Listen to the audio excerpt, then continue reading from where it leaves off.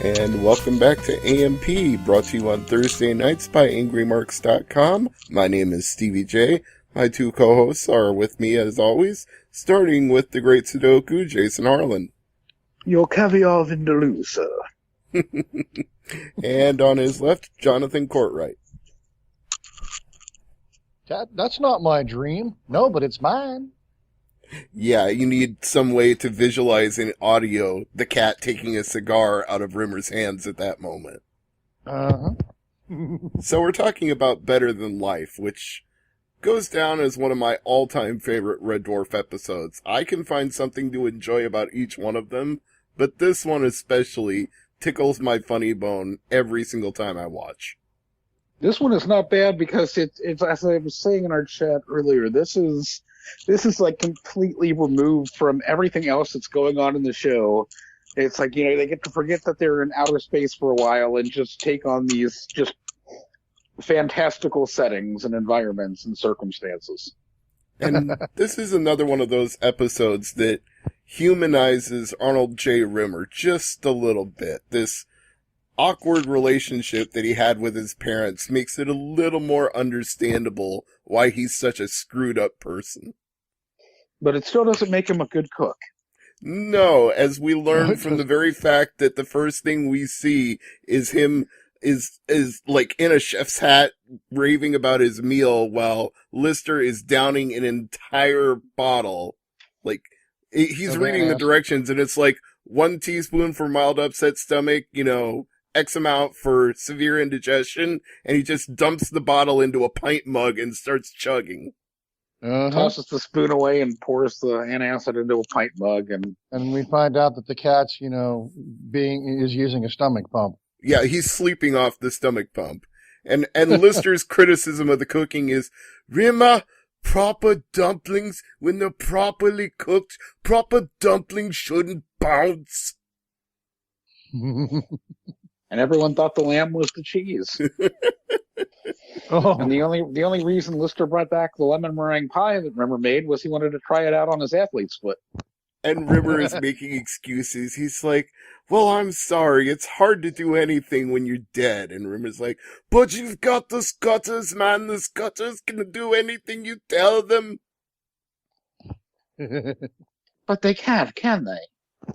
You tell them, watch keep an eye on that lamb, and they do. They sit there for 3 hours and watch it burn. Well, that's because they have no emotions. That's when we find out that they have posters of John Wayne. Yes, and shortly after that, we actually see them playing cowboys and Indians in the ship's corridors. But before that, Holly appears and just tells them to guess what's going on, and he won't give them any clues. Just have a guess. Tell us what it's vaguely about. No, go on, have a guess. See, I knew you wouldn't guess. Postpodes arrived. The mail is caught up with them. It's been tracking them since they left Earth. Now that they turn around, it's caught up to them. What? After 3 million years? Yeah, it's about average for second-class post. Oh, don't I know it. I have a package that was supposed to arrive on January 5th, and it's still not here. And this is where we see one of the Scutters has a cowboy hat on and a cap gun, and the other one has a native headdress on, and they're chasing each other around the corridors. And Rimmer's smug about it. He's like, see what I mean? And then he goes... And then we have Lister going through all the various parcels that have arrived in the mail, such as Friday the 13th, part 1649.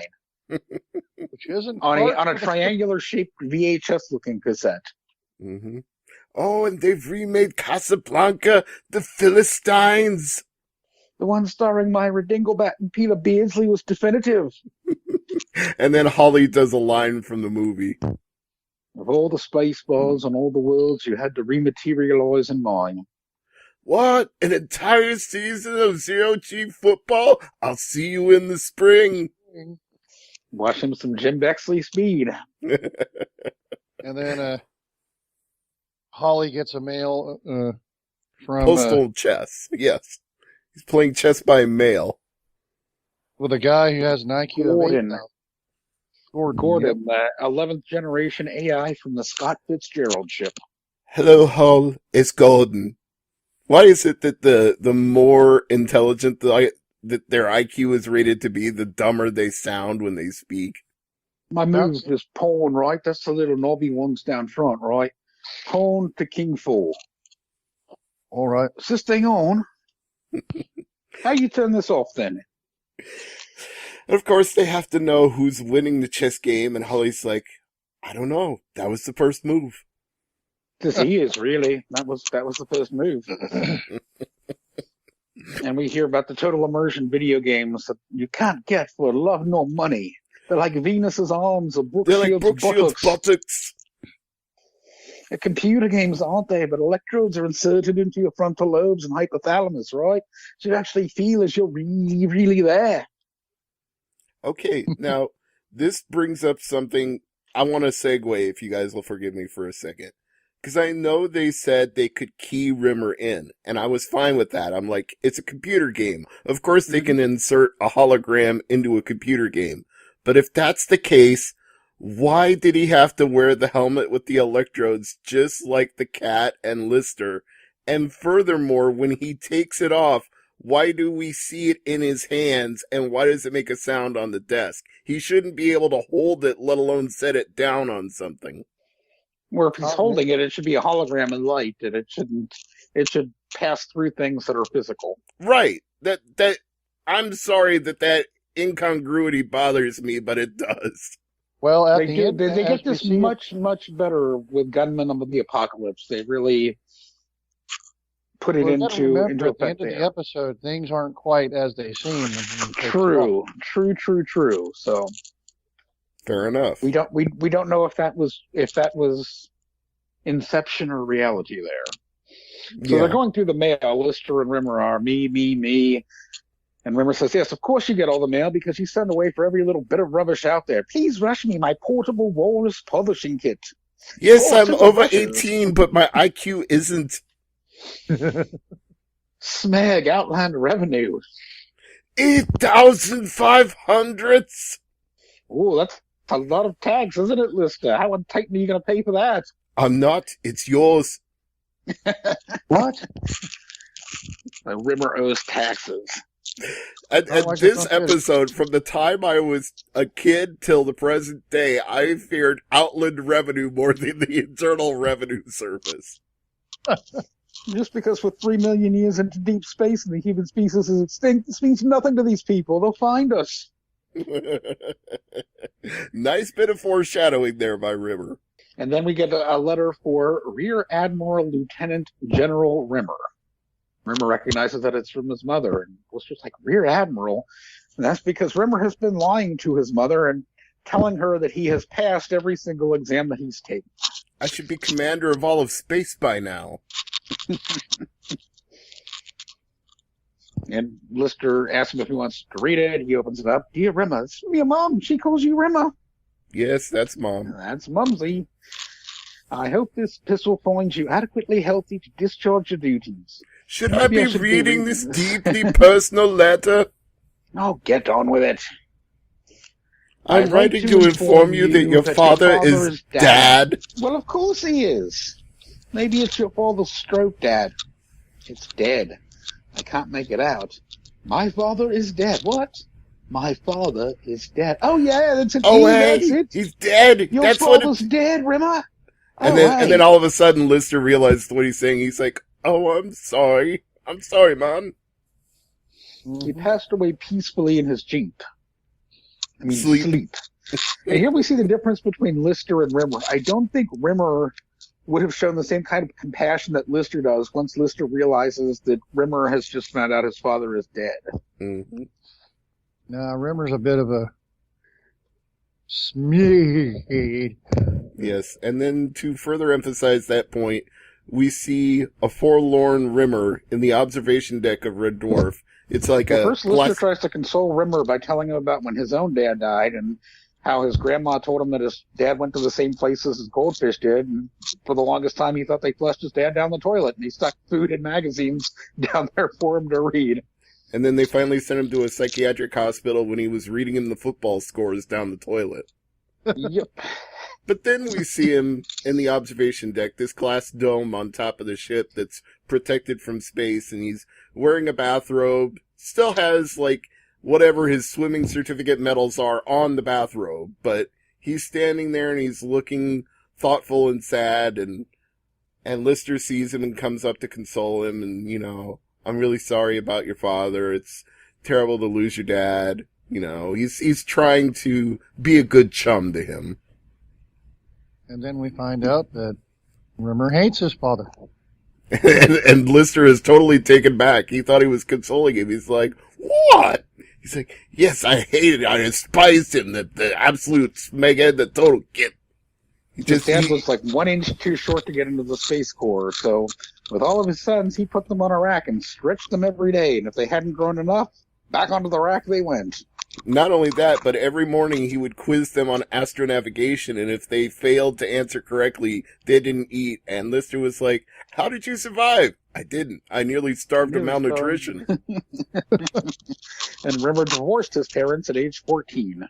And he got an allowance until his 18th birthday and the rights to visit the dog every fourth weekend. And the cat interrupts eventually, just saying how hungry he is. Because his stomach is pumped and he feels better now. And Mm-hmm. and they tell him, oh, hey, the cat's... No, Rimmer's dad's dead. I'd prefer chicken. And we got a call back all the way to the first episode. We see Groovy Channel 27 with an actual hologram reading the news. Archaeologists near Mount Sinai have discovered what is believed to be a missing page from the Bible. This page is currently being carbon dated in bone. If genuine, it belongs at the beginning of the Bible and is believed to read, "To my darling Candy, all characters portrayed within this book are fictitious, and any resemblance to persons living or dead is purely coincidental." Religious leaders worldwide have condemned this document. It's been universally condemned by church leaders, which is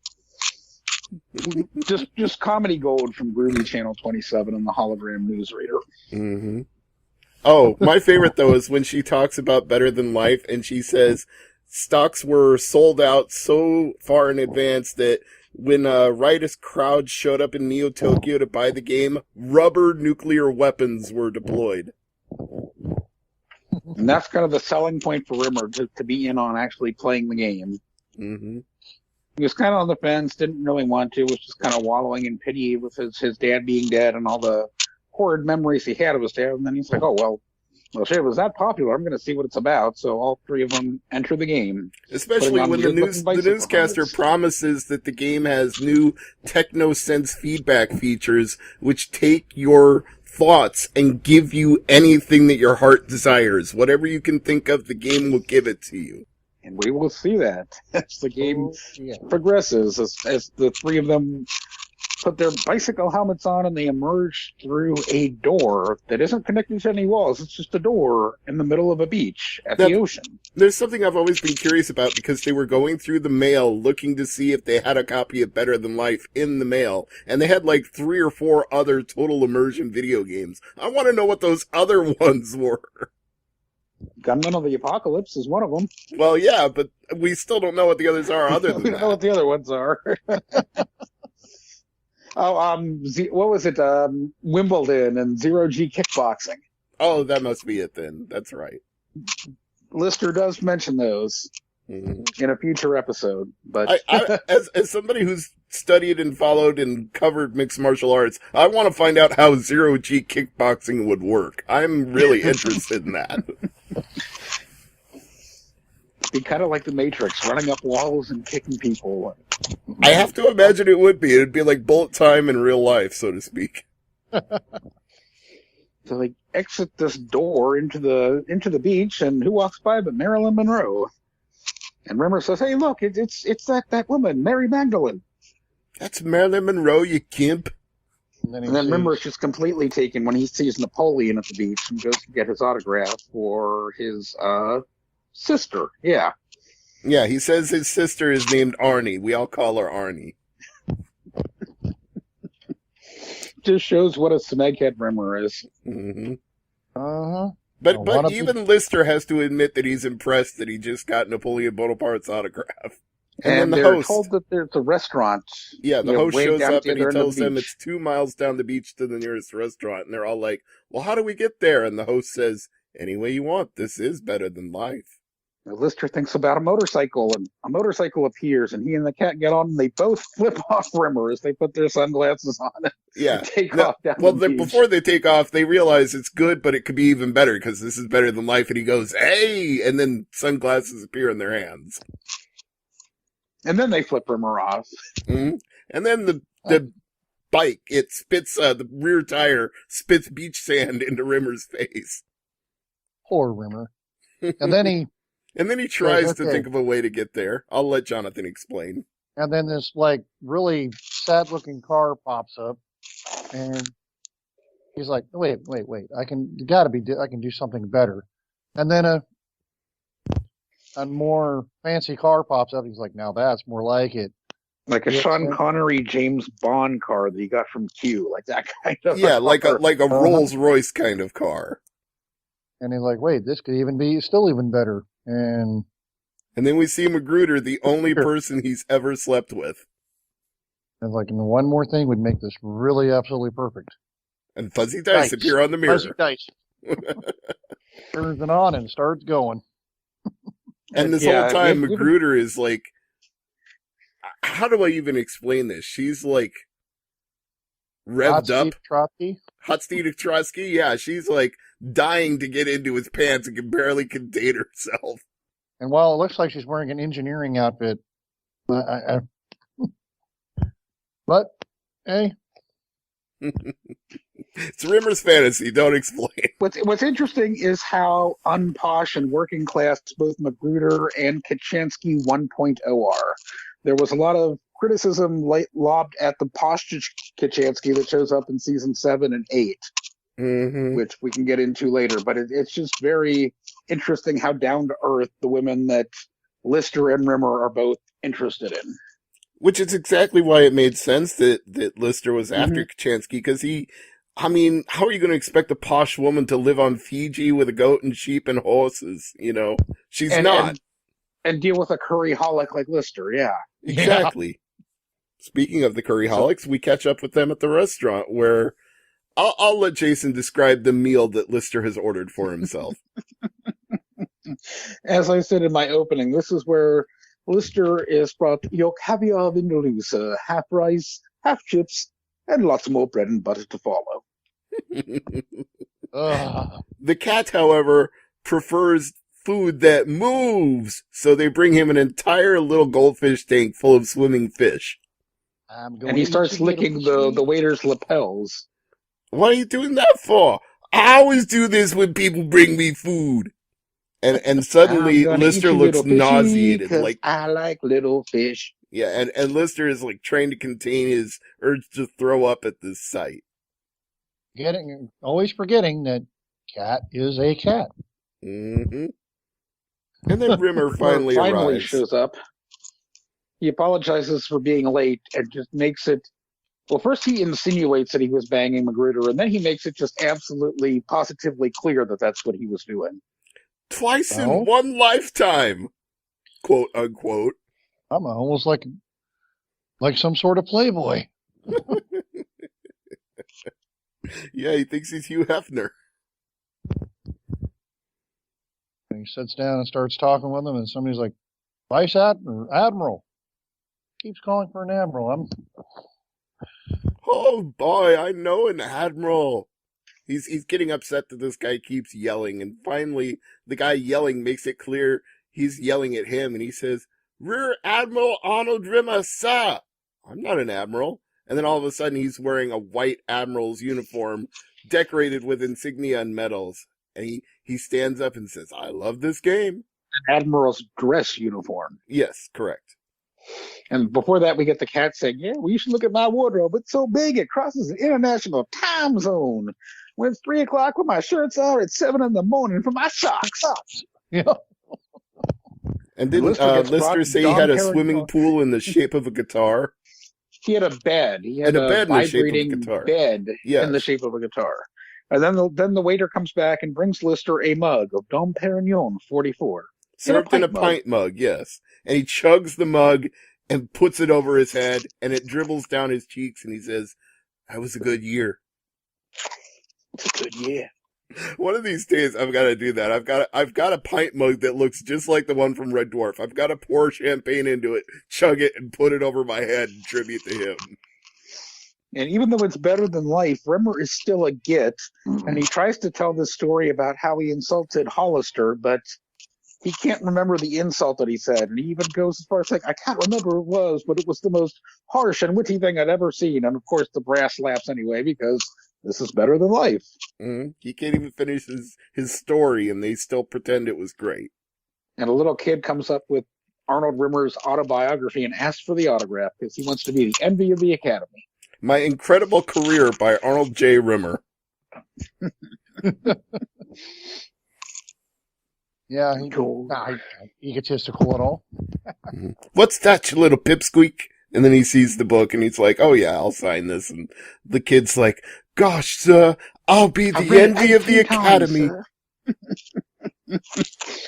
And this is where Rimmer's dad shows up and says, "Son, I just wanted to tell you, I just wanted to say, you're a total smeghead." What? This isn't my fantasy? No, but it's mine. The cat pops up and takes his cigar. And with a shit-eating grin, snatches Rimmer's cigar away, and what a way to end the scene. And then we move on to Lister and the cat playing golf. And the way cats play golf is by throwing the club toward the hole. "Excuse me, I'm going to plant my egg."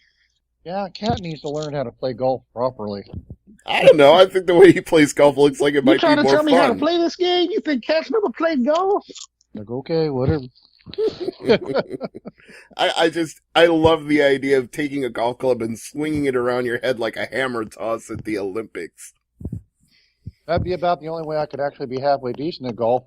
That's what I'm saying. That might be a more fun way to play. Throw the golf club instead of hitting. He shields his eyes and watches it sail as if it's a golf ball. Yeah.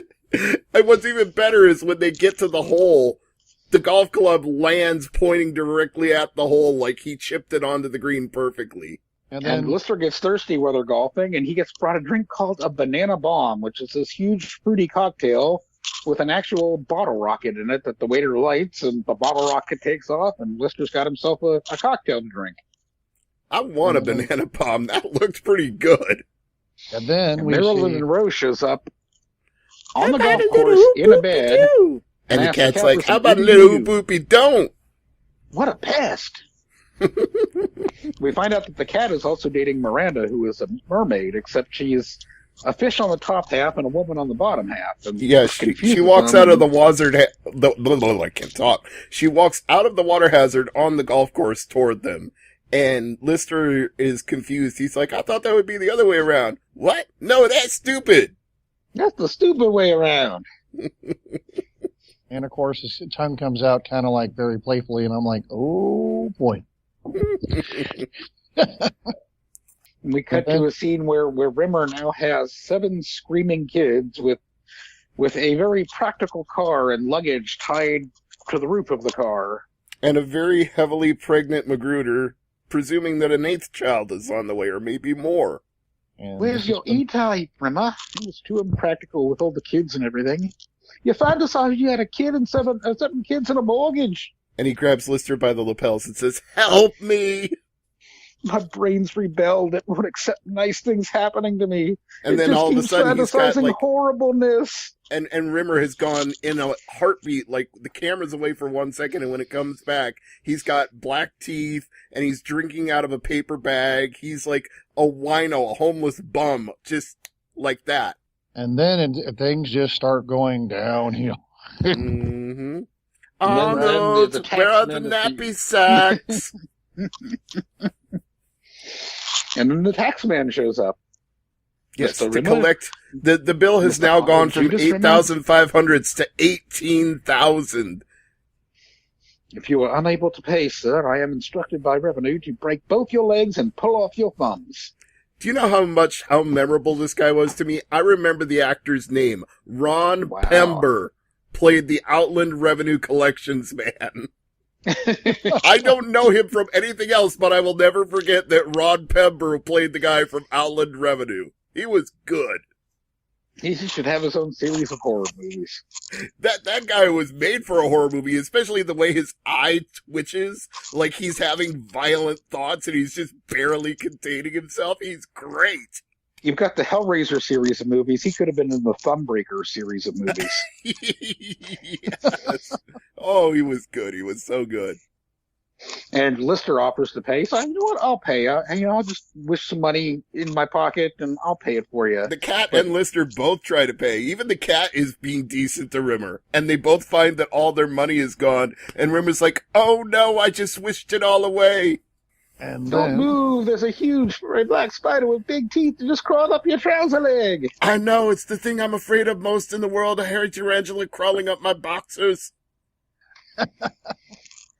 And then, all of a sudden, they're at the beach. Yeah, well, Lister is trying to tell him to just close his eyes and stop thinking about it. I can't do it, man. I can't. And he finally squints his eyes.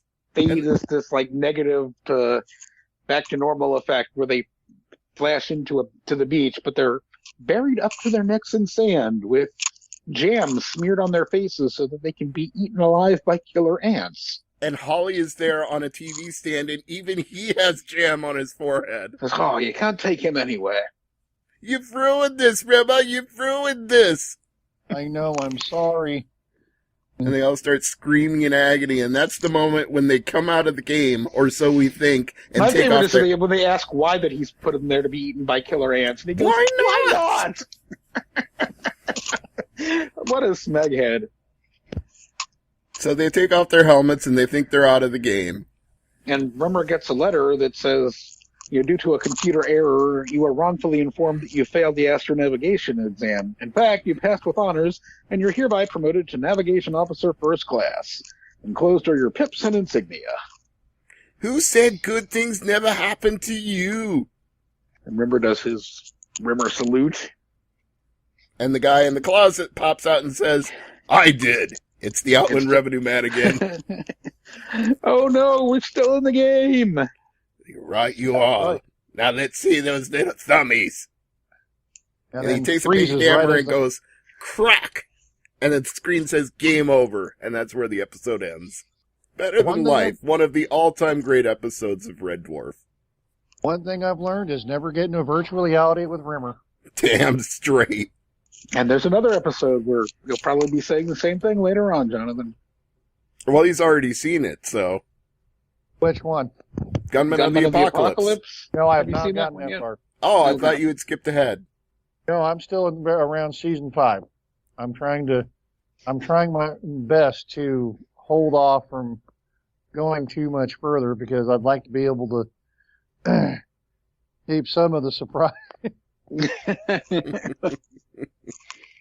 I mean, bad enough I keep expecting to see, my Crichton popping up in season 2, and I'm like, nope, that's still a little further down. Yeah, we're not to Robert Llewellyn yet. We'll get there soon. I mean, this is fun because it felt very detached from the rest of season 2.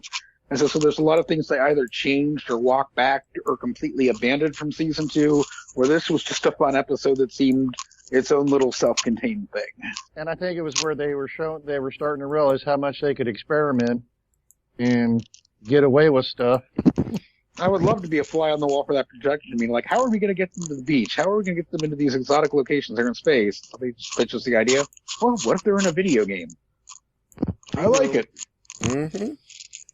This episode, when I first saw it, I laughed my ass off just because you did have to somewhat feel sorry for Rimmer in terms of, finding out that obviously he knew his father was dead. Yeah, I mean, he even says that in the episode. He says, I mean, I knew they were dead. They're all dead, right? But it's still, just hearing the news just hit him all of a sudden like it was only just happened yesterday because that's when he got the news, was yesterday. And, then when, it's like even his own brain won't let him have any kind of sense of happiness. Yep. And he totally tanks the video game and brings the other two down with him.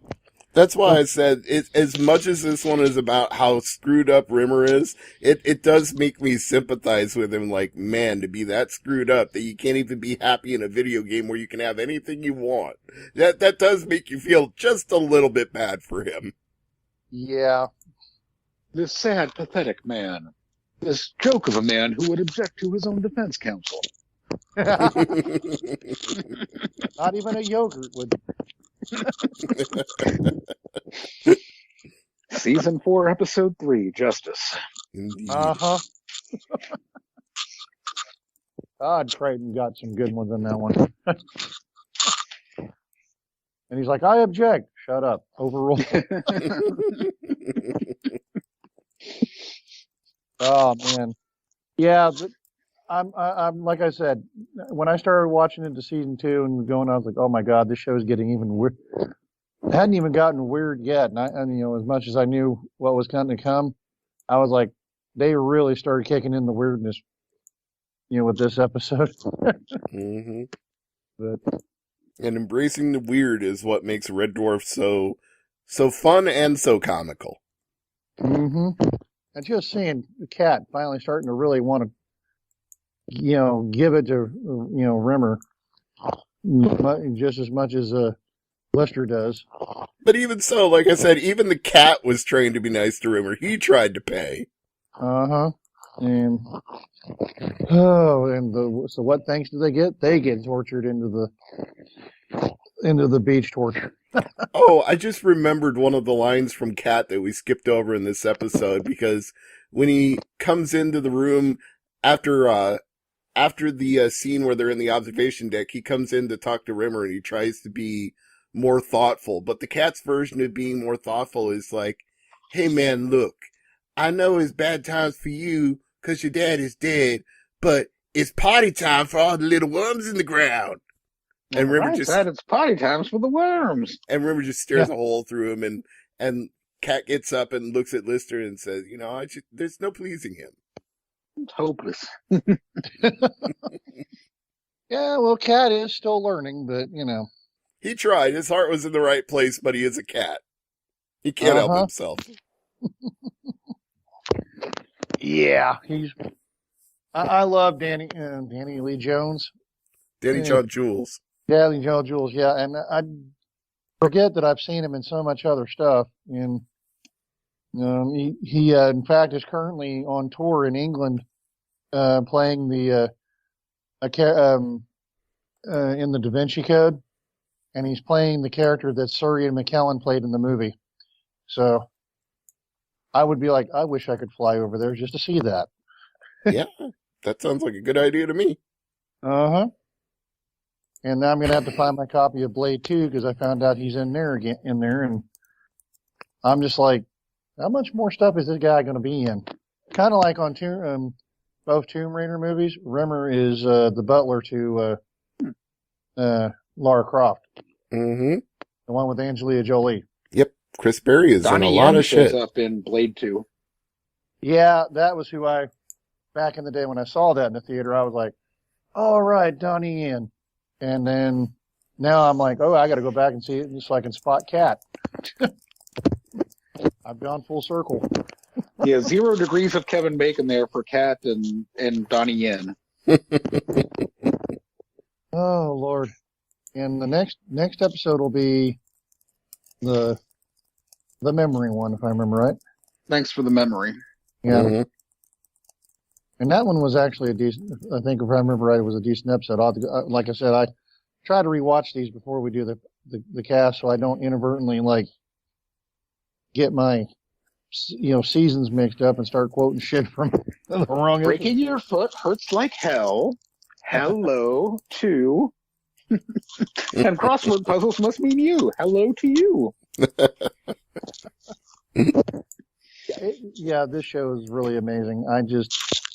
And I know I've heard some really bad stuff about 7 and 8 and somewhere in that area, but I'll be like, I'm reserving judgment until I get there.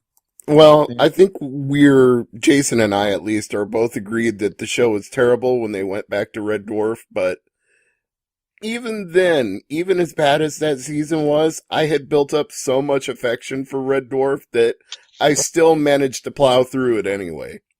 And then It I heard doesn't it. jump the shark as hard as things like Andromeda or Sliders. Oh no, not even close to how far Sliders jumped the shark. Oh, I don't even want to start on that one. Yeah. Good God, the last season of Sliders is unwatchable. Kind of like how Buffy the Vampire Slayer kind of jumped the shark.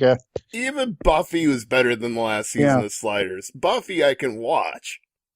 Buffy at least had a redeeming episode in season 6 where it was the musical, and which made up for a lot of the crap that went on in that season.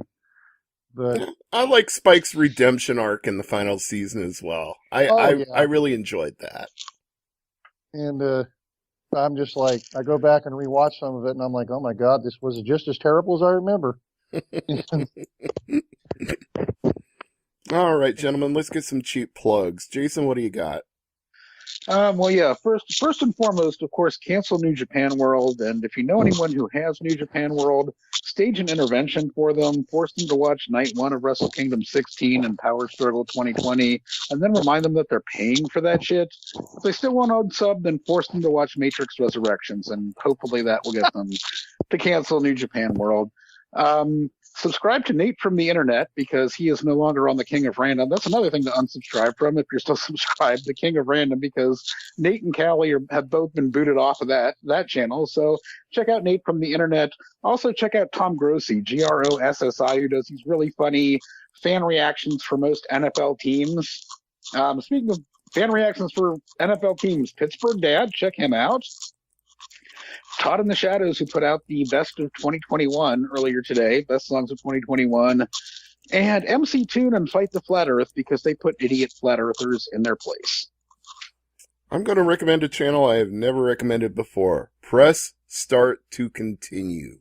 Some awesome content on that channel, especially if you're a fan of Mega Man games like I am, because my channel is called Mr. MegaManFan, so you would know that I'm hardcore into rock and roll. So I will recommend Press Start to Continue. Just pick any video at random from anywhere in the history of that channel, and you will enjoy yourself.